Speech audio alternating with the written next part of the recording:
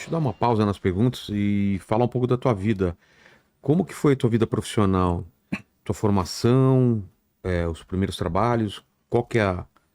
Agora falar da tua linha do tempo. Minha linha do Você tempo queria desde criança fazer o que você faz hoje ou não? Não, acho que assim, eu sempre fiz aquilo que eu tive vontade, né? Assim, Teve essa sorte. tive essa sorte, eu sempre tive um espírito assim, muito empreendedor. Eu comecei a trabalhar com 10 anos, né? Eu consertava relógio, da nossa época era o Oriente, Citizen, não sei se você lembra, não existia. Usava aquela lupinha, aquele óculinho. Aquele guichezinho. Sei. E eu saía da escola, assim, com 10 anos, eu passava e tinha 3 senhores japoneses naqueles guichezinhos, e eu ficava olhando, e eles achavam interessante que eu era curioso, eu ficava perguntando, é isso aí. Aí um dia eles me colocaram, muita coisa é só abrir, não sei se você lembra, abrir, desmontava, né, tirava todas as engrenagens, lavava com benzina, depois montava tudo de novo, né. Aí a maioria era isso, era limpeza, né. E aí eles me ensinaram e eu fazia isso, todo dia à tarde eu passava e fazia e tal, troca de lanche, né, dava um lanche, vai lanchar. E aí, com 12 anos, eu fui trabalhar formalmente consertando brinquedo. Meu pai era engenheiro mecânico e ele sabia consertar brinquedo, né?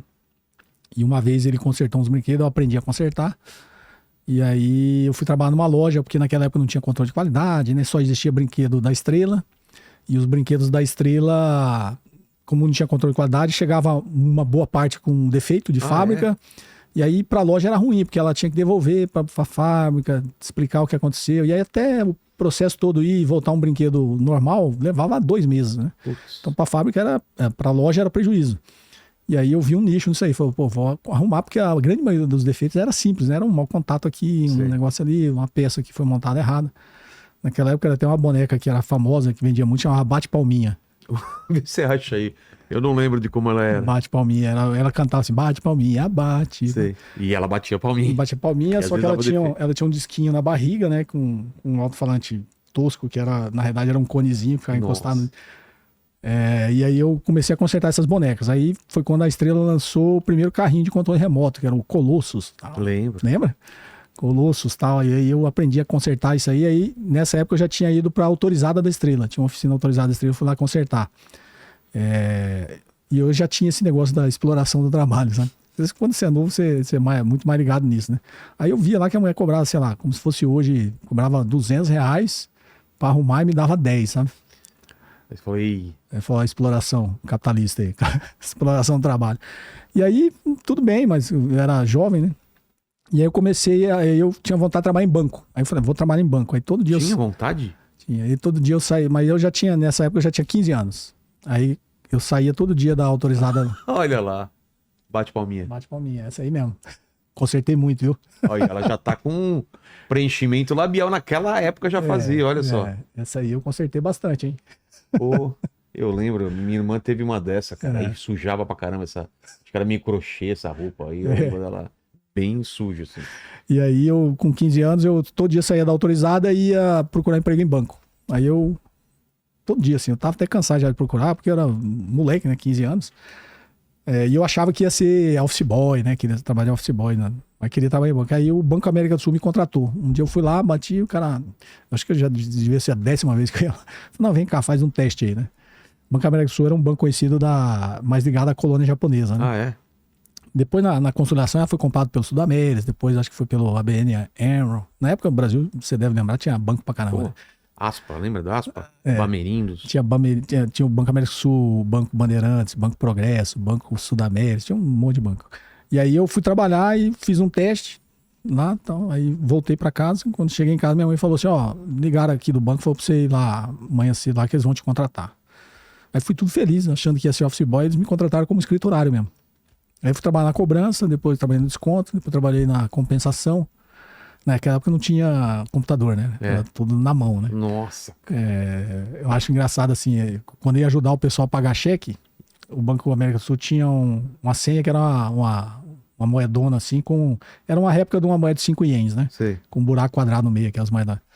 E era a senha. Aí o cara entregava o cheque, você dava a moeda pro cara, aí você pegava o cheque, ia lá, tinha um balcão, você tirava, sabe essas boletas igual de negócio de telefone? Que você ficava naqueles... porta-ficheira, assim, era daquele tipo ali. Aí você tirava assim do cara e tava, Vilela, cheque de 100, sei lá, 100 cruzeiros. 100 cruzeiros, ele tem 1.000, fazia tudo na mão. Aí botava Nossa. menos 100, aí botava o saldo, 900. Cara, era assim. Aí listava o cheque, dava pro caixa, o caixa pagava. Aí eu fui trabalhar na compensação, aí tinha de madrugada, tinha que ir no Banco Brasil para trocar os cheques, né? Pra você ver hoje em dia como que é, né? Que aí todos os cheques, na compensação, fechava o movimento e pegava, ó, pô, tem cheque Bamerim, tem cheque de todos os bancos.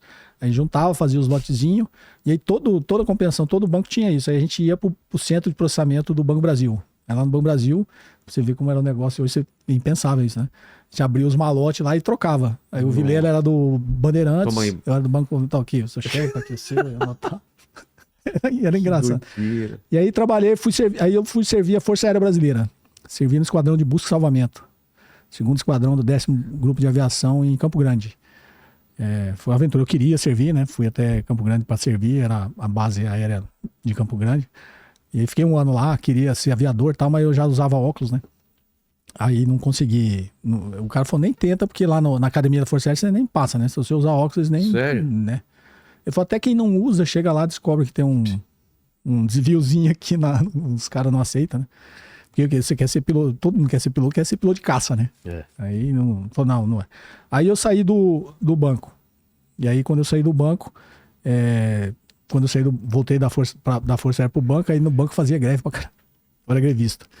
Aí um certo dia fui fazer greve na frente do meu banco, obviamente fui demitido, né? Fui fazer piquete na frente do meu banco. Fui demitido. E aí fui trabalhar na empresa que era o maior cliente do banco. Eu era um cara muito benquisto, assim, pelos clientes, né? Aí quando eu saí do banco, eu fui lá pedir emprego, o cara me contratou. Aí fiquei um mês só. O gerente do banco descobriu que eu tava trabalhando lá, ligou e falou, você contratou esse agitador, o cara é grevista, tá? Grevista, agitador. Aí o cliente me demitiu lá só pra não ficar mal com o gerente do banco. E aí eu fui vender aço. Fazia desenho técnico, eu tinha aprendido com meu primo, e aí, mas para vender você precisa desenhar para calcular massa tal, para vender, que o aço era vendido por peso, né? Então, sei lá, o Vilela quer fazer uma reforma aqui, precisa de uma chapa em U, aí o cliente ia lá e eu desenhava qual o tamanho e tal, fazia o desenho bonitinho, calculava para cobrar. Aí os serradeiros gostavam do desenho, né? Que eu fazia o desenho bonitinho, eu olhava assim, pô, posso levar o desenho? Pode, então. E eu fiquei famoso lá, que todo mundo queria comprar só comigo para ganhar o desenho. E aí começou a gerar um ciúme, né, nos outros clientes, aí nos outros vendedores, eu comecei a ensinar os outros vendedores a desenhar. Mas aí era um galpão, assim, poeira pra caramba. Eu falei, cara, eu vou trabalhar em outro lugar, que esse negócio não tá dando certo, não. Quente pra caramba. Aí fui vender copiadora. E era bater uma empresa brasileira concorrendo à Xerox, chamada Triunfo. Fui vender copiadora. Pô, eu lembro do Triunfo. Da Triunfo, lembra? Lembro. É bom falar com gente da nossa idade. Cara, eu tô lembrando agora. Lembrando. Era a maquininha da Triunfo. Eu fui vender. Aí os caras não deixaram eu vender. Falou, não, você vai trabalhar no setor... Você foi bancário, você vai trabalhar no setor... Você vai ser o gerente financeiro da empresa. Aí virei gerente financeiro da empresa. Aí pagava os vendedores. Eu vi os vendedores ganhavam 3 vezes mais que eu, né? Ganhava comissão. Aí um dia eu falei assim, não, eu vou sair da empresa porque eu quero ser vendedor. Aí o cara, não, fica aí. Aí quando eu falei que ia sair mesmo, ele falou, não, então pode ficar como vendedor. Aí fiquei como vendedor. Primeiro mês, assim, vendi 3 máquinas. Era dinheiro pra caramba. Vendi 3 máquinas. Aí, putz, já saí torrando, né? Dinheiro. Cartão de crédito, tinha um Ourocard do Banco Brasil. Eu fui torrando. E aí veio o plano Collor. Putz. O plano Collor veio, congelou tudo. Não sei se você lembra, as empresas não tinham dinheiro. Não tinha. Não, mas eu não recebi meu salário, né? Porque a empresa não tinha dinheiro para pagar salário. Não sei se você lembra, naquela época criaram um tal de transferência de titularidade. Nem lembro direito. Era um troço assim. Aí eu fiquei 3 meses sem receber o salário. Só que naquela época o juro do cartão de crédito era assim, dobrava todo mês, né? Pois é. Na época do Collor. E aí quando eu recebi, não dava para pagar nada do meu cartão de crédito. Aí entrei em desespero, eu liguei. Tava uma época que todos os brasileiros estavam indo pro Japão. E aí liguei para um amigo lá, falou, preciso sair do Brasil que eu tô quebrado, né? E ele, não, pode vir aqui, vamos arrumar papelada. Eu fui pro Japão, fiquei 2 anos no Japão. Trabalhei numa empresa do grupo da Mitsubishi. Fazia uns motorzinhos enrolados, assim, de ar-condicionado. Desde uns pequenininhos até os de trem, de avião, né? Assim, gigante. E aí fiquei 2 anos lá e eu voltei pro Brasil. Aí eu voltei pro Brasil e aí eu entrei na Xerox do Brasil. Fiz um processo seletivo e entrei na Xerox. E aí... Trabalhar do quê? Eu entrei para ser vendedor mesmo, de copiadora. Quando trabalhei na Triunfo, né? O sonho é sempre trabalhar na líder, né, do mercado. E a Xerox era a líder do mundo, né? Na Xerox tinha um do Brasil. amigo meu de infância lá em São Bernardo que vendia, eu lembro, ele tinha um carro da Xerox e tal, vendia Xerox, o Tony. Ah, legal. Trabalhou muito tempo. Uma grande escola. Aí eu fiquei Aí, 1 ano e meio como vendedor, eu participei de um processo seletivo e fui selecionado. Virei executivo da Xerox. Eu era, na época, o executivo mais novo, eu tinha 25 anos. A faixa etária na época era 40 anos e tal, e com 25 eu virei executivo. Aí eu fui para Uberlândia. Fui transferido para lá. Fiquei 3 anos em Uberlândia. O Ed é uberlandense, nascido lá, meu filho. E aí, de lá, eu fui transferido para Manaus. Fiquei uma época em Manaus. De Manaus, fui transferido para Cuiabá. Fui pra Manaus, ficou quanto tempo lá? Manaus eu fui para ficar 2 anos, fiquei 10 meses. Eu morei 2 anos em Manaus. Nossa. Manaus era assim, como era muito longe, os executivos ninguém queria ir para lá. Só que lá pagava, assim, o pacote para ir para Manaus era muito maior. Boa, Era muito salário maior. bom, carro, né? Eles davam carro. Era muito maior, assim, o pacote para ir para lá. E eu, como sou japonês e gostava de pescar, eu falei, cara, é o paraíso, né? E Tanto que depois eu passei vários anos indo todo ano para pescar, né? Putz, lá é bom demais. E aí fui para ficar 2 anos. Aí na época os caras até colocaram uns apelidos meio pejorativos de Highlander, né? Que eu ia para arrumar a bagunça, né? Quando tinha uma bagunça lá, eu fui para Manaus. Mas por que Highlander? Porque eu demitia todo mundo, né? Só pode haver um, né? Que aí eles tinham feito uma lambança lá, eu fui lá e arrumei a filial e tal, mas aí com 10 meses já tava redondinha, assim, rodando bem, dando resultado. E aí teve o mesmo problema em Cuiabá. Aí falou, não, agora você vai para Cuiabá. Aí fui para Cuiabá fazer o mesmo trabalho. Tá? Aí quando cheguei em Cuiabá, a Xerox começou a entrar em decadência. Começou a cometer os erros estratégicos na matriz, nos Estados Unidos e aqui no Brasil. E aí ela começou a encolher. Aí eu peguei e saí de Cuiabá, fui transferido para Brasília, que eles iam fechar a filial, né? Aí eu fui para Brasília. E aí em Brasília eu fiquei até 2005. Nessa época em Brasília eu já mexia com investimento, já investia e tal. E aí eu falei, me desentendi com o presidente da Xerox lá, falei, vou sair da empresa e vou entrar na área de investimento profissionalmente, né? Abrir uma empresa. Eu operava o mercado tudo, mas era pessoa física. Aí eu saí em 2005, fiquei 1 ano estudando e abri uma empresa de investimentos, né? Eu era parceiro de um banco aqui em São Paulo, chama Banco Geração Futuro. Depois virei parceiro da XP lá no início dela. Aí veio a crise subprime. Quebrei porque eu não queria mais operar a bolsa com os clientes, né? Que foi essa muito crise? volátil. A crise subprime, né? Em 2008, a grande crise financeira lá quebrou o Lehman Brothers, né? Veio toda aquela confusão. Aquela aí, do mercado imobiliário? Do mercado Estados Unidos? imobiliário.